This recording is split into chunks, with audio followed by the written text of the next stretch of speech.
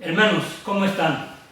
Que Dios les bendiga rica y abundantemente. Como siempre nos saludamos con el gozo, con el gusto de estar con ustedes por este medio, por esta vía de la comunicación, pero que gracias a Dios nos permite acercarnos y estar, aunque sea a distancia, pero de todos modos estar en el Espíritu, teniendo comunión los unos con los otros.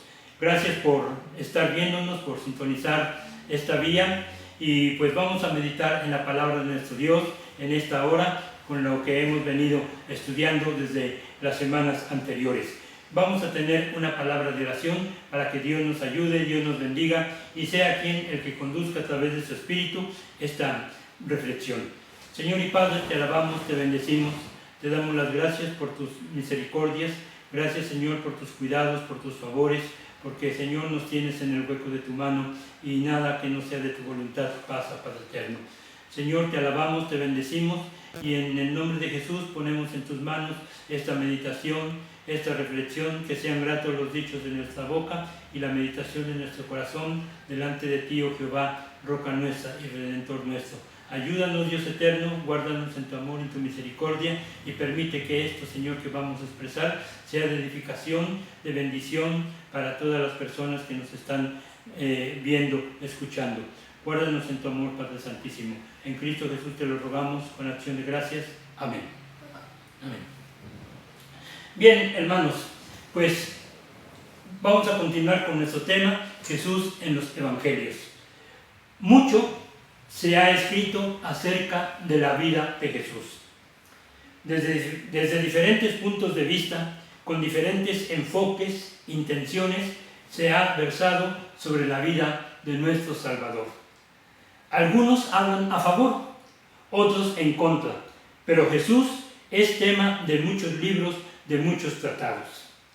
Pero sea cual sea la finalidad o la percepción del escritor, todos han tenido que basar sus textos teniendo como fuente de información los evangelios.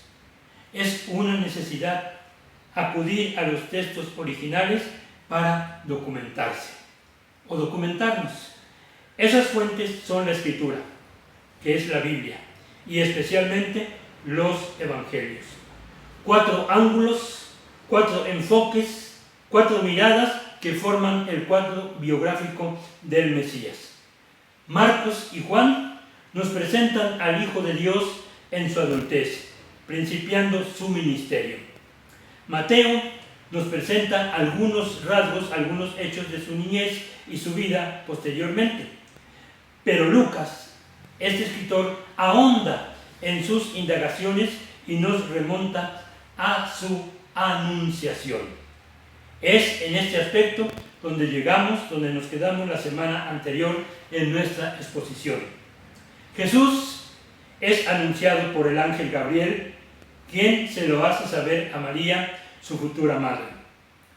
Vimos los detalles que el doctor Lucas nos presenta en su narración de lo que va a suceder con esta doncella, con esta virgen, que va a ser utilizada como instrumento divino para efectuar los planes del Padre Celestial.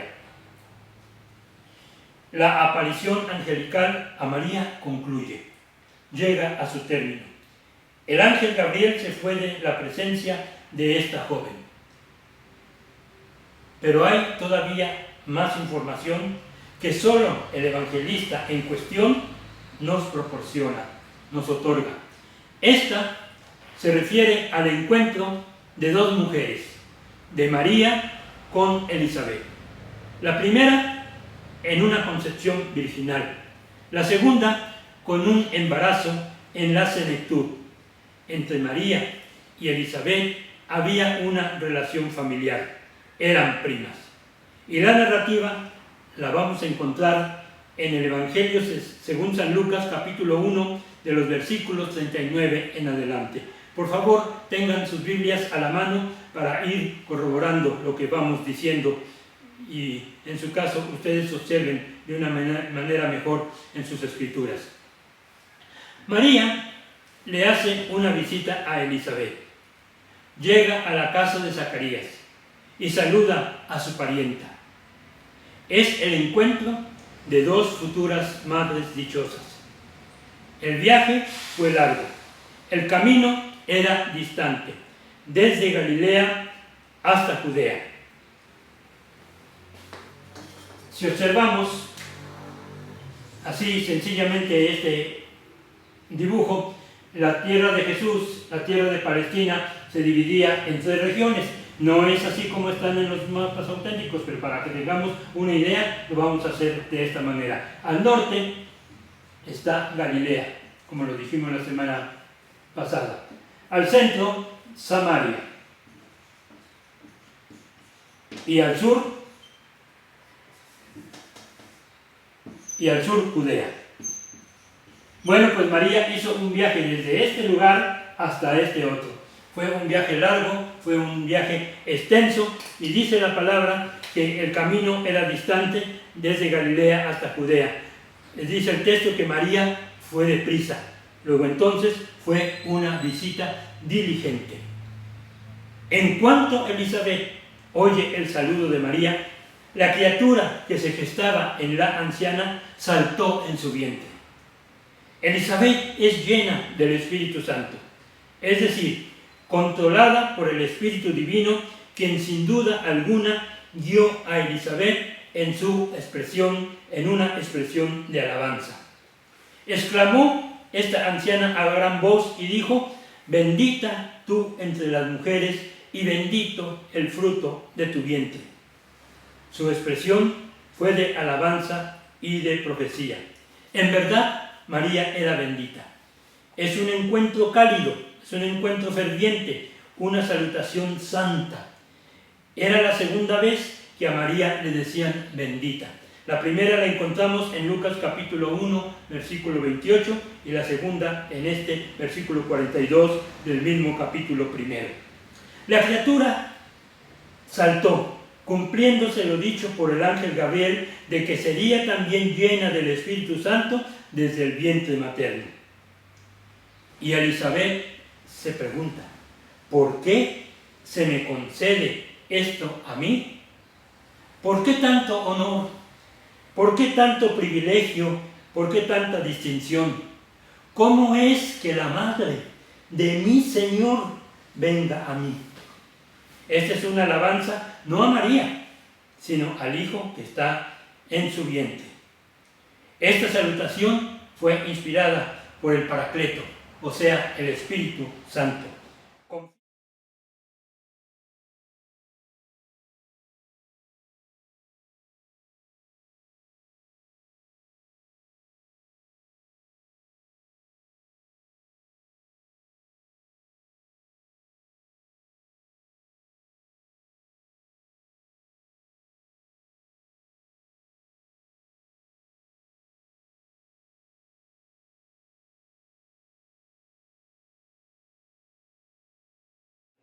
Confiaba en que el Hijo de María se convertiría en el Mesías esperado por mucho tiempo.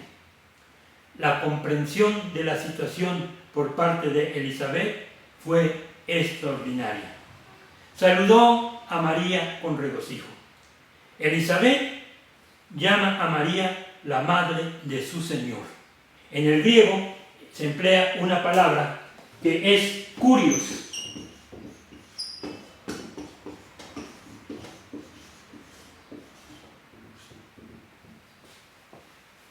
que es Curios, Señor. Curios se refiere a Jehová, pero en este pasaje hace referencia a Jesús. Esta anciana mujer entendió la reacción del hijo que llevaba en su vientre, comprendió la importancia del hijo con mayúscula, porque es el caso de que María portaba. Todo esto debe atribuirse a la obra de iluminación del Espíritu Santo. La criatura saltó de alegría en mi vientre. Madre y criatura llenos del Espíritu Divino. Elizabeth encomió la fe de María, diciéndole: bienaventurada la que creyó, porque se cumplirá lo que fue dicho por parte del Señor. Hermanos, jóvenes, niños, quienes nos estén mirando, qué bonitas pláticas. Son pláticas espirituales. Así debemos de platicar nosotros los creyentes, entre nosotros mismos y con las personas que no sean creyentes. Que nuestras conversaciones contengan expresiones edificantes. Evitar toda crítica malsana, con doble sentido. No incurrir en palabras necias, tampoco en palabras altisonantes. Comparemos esto con lo que dice el apóstol San Pablo allá en su carta a los Efesios, capítulo 5, versículo 19, donde dice de la siguiente manera: hablando entre vosotros con salmos, con himnos y cánticos espirituales, cantando y alabando al Señor en vuestros corazones. Estas son las pláticas que ayudan, que bendicen, que edifican. Bueno, a las palabras de Elizabeth, María pronuncia un canto de alabanza a Dios. Lo primero que dice, lo primero que expresa es: engrandece mi alma al Señor. Es decir, magnifica el nombre de Dios. Esta expresión nos recuerda el Salmo de David, allá en el 103, donde el salmista dice: bendice, alma mía, a Jehová, y bendiga todo mi ser su santo nombre. David bendice en su interior, en su alma, a Dios. Lo mismo hace María diciendo: engrandece, magnifica mi alma al Señor. Y María continúa: y mi espíritu se regocija en Dios mi Salvador. María reconoce que esa criatura que le va a nacer es Salvador de ella, que será redimida por ese ser que le vendrá. María se refirió a Dios como su Salvador. Reconocía su necesidad de un Redentor. María no se contempló como inmaculada. Por eso, esto nos indica que María no debe ser objeto de adoración. Las palabras, la alabanza de María es conocida como el Magnífica. Este canto, esta glorificación al Señor, así se le conoce porque empieza con la expresión de magnificar a Dios en la traducción latina. Entonces, el canto de María es el Magnífica.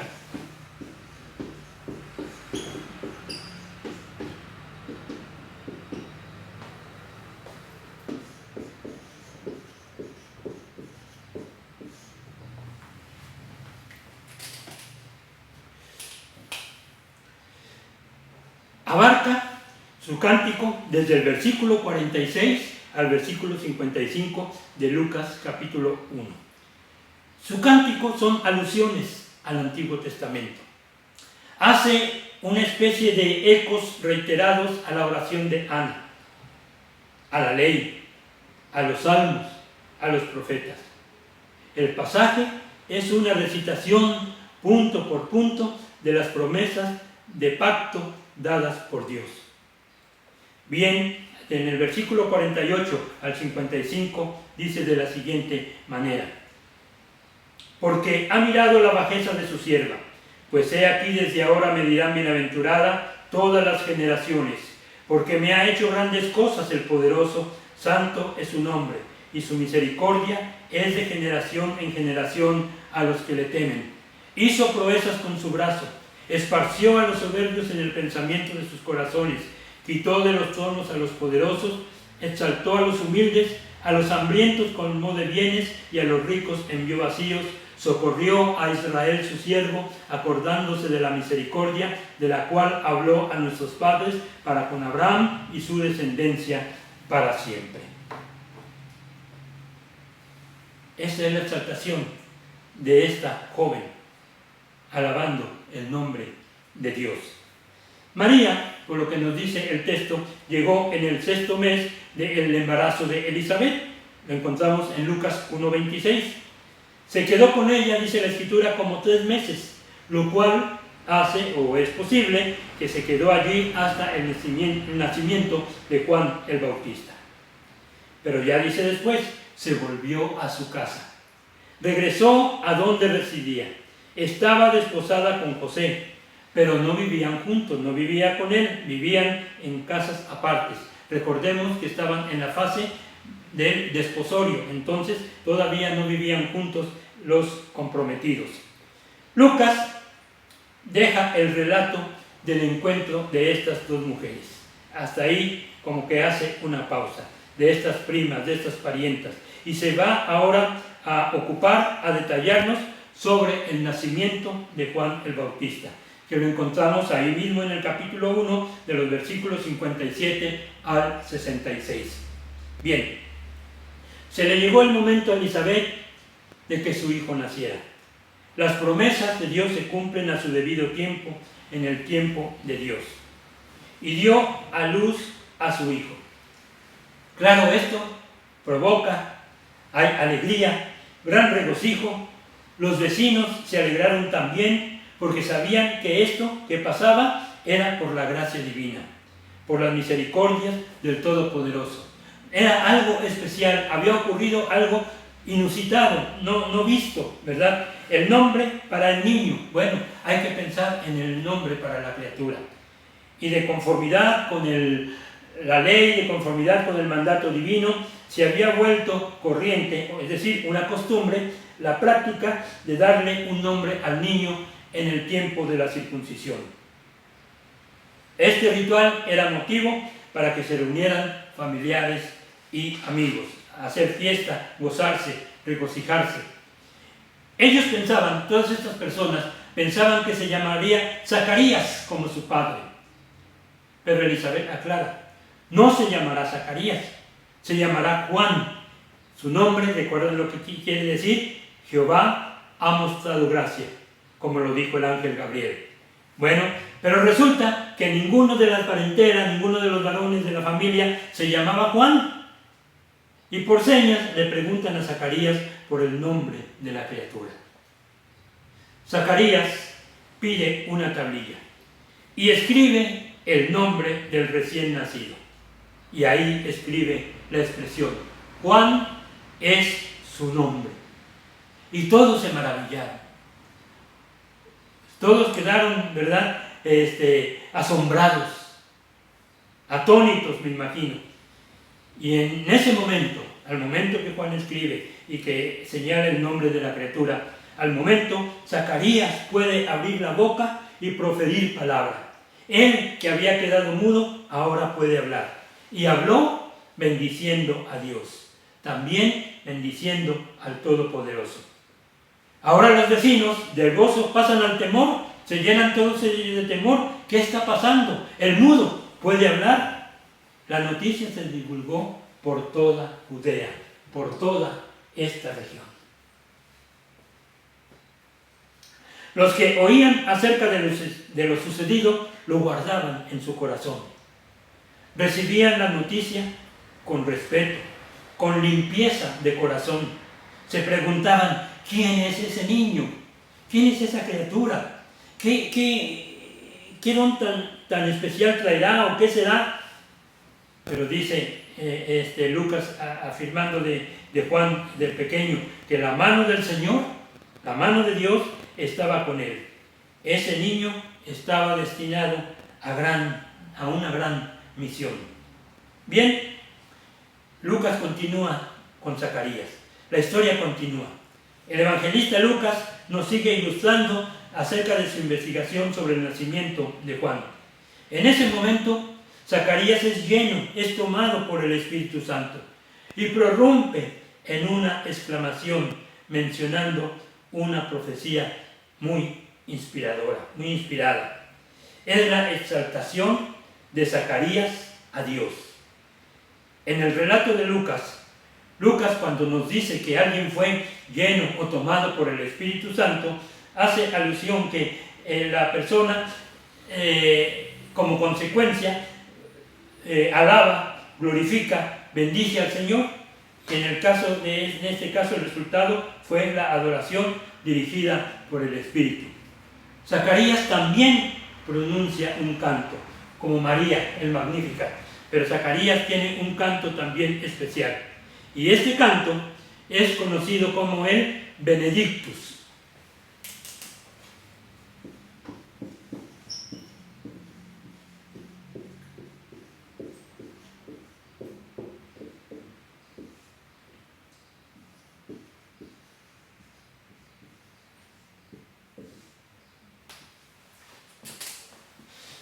con ese nombre es conocido, ¿verdad? ¿Por qué? Porque por la primera palabra del versículo 68 en la traducción latina, que así empieza, Benedictus. Bueno, Benedictus se conoce con este nombre, con esta palabra, al cántico de gratitud y alabanza del sacerdote Zacarías cuando nació su hijo Juan el Bautista. Es una expresión de alegría de la venida del precursor del Mesías, y se anuncia que ha llegado la salvación para el pueblo de Israel y para la humanidad entera. Zacarías alaba al Señor. Su canto lo podemos expresar, lo podemos señalar en tres aspectos muy interesantes.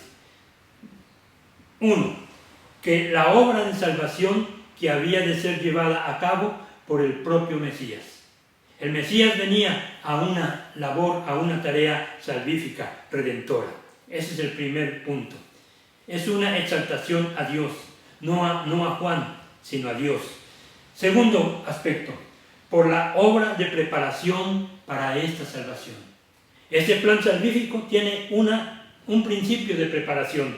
Por eso esa tarea va a recaer en anunciar, en hacer esa preparación, esa tarea va a caer en Juan el Bautista. Por eso es que Zacarías, cuando le habla a su hijo, le dice: y tú, niño, profeta del Altísimo. Y tú, niño, profeta del Altísimo. Porque irás delante de la presencia del Señor para preparar sus caminos. Y tercer punto, tercer aspecto, el propósito de esa preparación. ¿Para qué esa preparación? Y entonces en los versículos 77 al 79 nos lo dice: para dar conocimiento de salvación a su pueblo, para perdón de sus pecados, por la entrañable misericordia de nuestro Dios, con que nos visitó desde lo alto la aurora, para dar luz a los que habitan en tinieblas y en sombra de muerte, para encaminar nuestros pies por camino de paz. Esa es la exaltación de este anciano sacerdote. Cuando puede hablar, lo hace glorificando al Señor. Bien, ¿cómo se desarrollaba Juan el Bautista? ¿Cuál era su vida? ¿Cómo fue su niñez? Bueno, eso no lo sabemos. La Escritura no nos lo dice. Pero ¿qué nos dice la Escritura con respecto a él? Dice que crecía y se fortalecía en el Espíritu. Si comparamos Lucas 1:80, ahí nos habla de Juan diciendo que crecía y se fortalecía en espíritu. Si vamos a Lucas 2:40, ahí nos dice de Jesús que crecía y se fortalecía en el espíritu. Aquí hay un paralelismo también. Y vamos a recordar esos aspectos que hacen paralelas, en cierto modo, las vidas de Jesús con Juan el Bautista. Juan y Jesús anunciados por Gabriel. Sus nombres fueron dados por Dios. Van a ser grandes. Eso lo dijimos la semana anterior. Pero ahora agregamos, ambos crecían y se fortalecían en espíritu. Bueno, Juan estuvo en lugares desiertos y ahí también la Escritura no nos da detalles. Los detalles que nos va a dar es cuando va a iniciar su ministerio, de lo cual todos los evangelistas nos narran la historia. ¡Cuánta belleza hay en esta narrativa! Maravillosa revelación que tenemos sobre cómo Dios fue colocando las cosas en su lugar. El esfuerzo del doctor Lucas por investigar, por escribir estos acontecimientos. Y finalizamos recordando estos dos cánticos, el Magnificat de María, el Benedictus de Zacarías. Más adelante vamos a encontrar otros dos cantos que incluso hasta los consideramos como cánticos navideños, que son para la honra y la gloria de nuestro Dios, pero eso lo veremos más adelante si el Señor nos presta licencia. Por lo pronto, hermanos, que Dios les bendiga, que Dios les guarde en su amor.